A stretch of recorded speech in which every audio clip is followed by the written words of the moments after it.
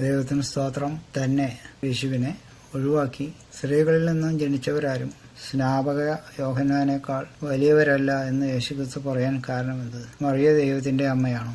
ഈ രണ്ട് കാര്യങ്ങളെക്കുറിച്ചുള്ള പഠനമാണ് താഴെ കാണിച്ചിരിക്കുന്നത്. യേശുക്രിസ്തുവിന്റെ പിതാവ് ദൈവം തന്നെയാണ്. ദൈവത്തിന്റെ ആത്മാവിലാണ് യേശുക്രിസ്തു ജനിച്ചത്.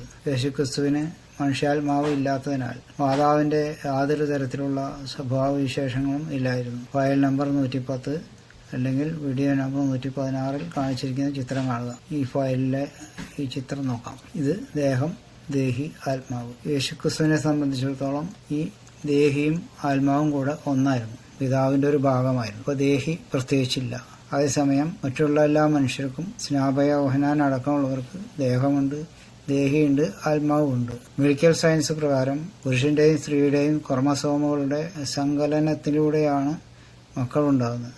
അതിനാൽ പിതാവിന്റെയും മാതാവിന്റെയും അവരുടെ പൂർവന്മാരുടെയും സ്വഭാവങ്ങൾ മക്കളിൽ ഉണ്ടായിരിക്കും. സ്നാപക യോഹന്നാൻ ഇതുപോലെ ജനിച്ചവനാണ്. എന്നാൽ യേശുക്രിസ്തുവിനെ സംബന്ധിച്ചിടത്തോളം ഇങ്ങനെയല്ല സംഭവിച്ചിരിക്കുന്നത്. കാരണം പിതാവ് ദൈവം തന്നെയാണ്, ചിത്രത്തിൽ കാണിച്ചിരിക്കുന്ന പോലെ. ആത്മാവ്, അതായത് ദേഹി, പിതാവാൻ ദൈവത്തിന്റെ തന്നെയാണ്. അതിനാൽ അമ്മയായ മറിയയിൽ നിന്നും ഒന്നും ലഭിച്ചിട്ടില്ല. എന്നാൽ യേശുക്രിസ്തുവിന്റെ ജഡശരീരം രൂപപ്പെട്ടു വരുവാൻ മറിയയിൽ നിന്നും ഭക്ഷണം ലഭിച്ചിട്ടുണ്ട്.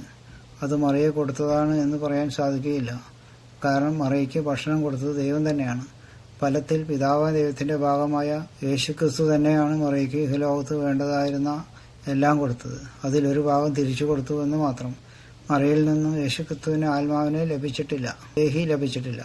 ഇക്കാര്യങ്ങൾ കൊണ്ടാണ് തന്നെ ഒഴിവാക്കി, അത് യേശുവിനെ ഒഴിവാക്കി സ്ത്രീകളിൽ നിന്നും ജനിച്ചവരാരും സ്നാപക യോഹന്നാനേക്കാൾ വലിയവരല്ല എന്ന് യേശുക്രിസ്തു പറയാൻ കാരണം. മത്തായി 11:11 അത് പറഞ്ഞിട്ടുണ്ട്. അത് നോക്കാം. സ്ത്രീകളിൽ നിന്ന് ജനിച്ചവരിൽ യോഹന്നാൻ സ്നാപകനേക്കാൾ വലിയവൻ ആരും എഴുന്നേറ്റിട്ടില്ല. തുകരായത്തിൽ ഏറ്റവും ചെറിയവനോ അവനിലും വലിയവൻ എന്ന് ഞാൻ സത്യമായിട്ട് നിങ്ങളോട് പറയുന്നു.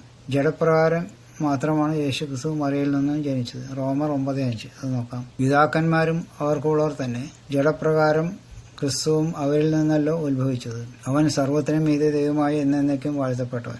ജഡപ്രകാരം മറിയ യേശുവിന്റെ കർത്താവിന്റെ അമ്മ തന്നെയാണ്. അതുകൊണ്ടാണ് എലിസബത്ത് മറിയയെ കർത്താവിന്റെ അമ്മ എന്ന് വിളിച്ചത്. ലൂക്കോസ് 1:43 വായിക്കാം. എന്റെ കർത്താവിന്റെ മാതാവ്, എന്റെ അടുക്കൽ വരുന്ന മാനം എനിക്ക് ഇവിടെ നിന്നും ഉണ്ടായി. ലൂക്കോസ് 24:45 തിരുവെഴുത്തുകളെ തിരിച്ചറിയേണ്ടതിന് ശിഷ്യന്മാരുടെ ബുദ്ധി തുറന്നതായി എഴുതിയിരിക്കുന്നു. അത് വായിക്കാം. തിരുവെഴുത്തുകളെ തിരിച്ചറിയേണ്ടതിന് അവരുടെ ബുദ്ധിയെ തുറന്നു. ഇതിനർത്ഥം തിരുവചനങ്ങൾ മനസ്സിലാകണമെങ്കിൽ ആത്മീയമായി വിവേചിച്ചാൽ മാത്രമേ സാധ്യമായുള്ളൂ എന്നാണ്. അത് ദൈവം കൊടുക്കണം, എന്നാലേ അത് കിട്ടുകയുള്ളൂ. ഈ കുറവുകൊണ്ടാണ് മേൽപ്പറഞ്ഞ കാര്യങ്ങളെക്കുറിച്ച് സാധാരണ മനുഷ്യർക്ക് മനസ്സിലാക്കാൻ സാധിക്കാത്തത്. ഇപ്പോൾ യേശുക്രിസ്തുവിന്റെ അമ്മ എന്നത് ദൈവത്തിന്റെ അമ്മയല്ല. എന്തുകൊണ്ടാണ് സ്ത്രീകളിൽ നിന്ന് ജനിച്ചവൻ എന്നുള്ള കാര്യം യേശുക്രിസ്തുവിന് ബാധകമല്ലാത്തത് എന്നുള്ളതും ഇതിൽ നിന്ന് നമുക്ക് മനസ്സിലാക്കിയെടുക്കാം.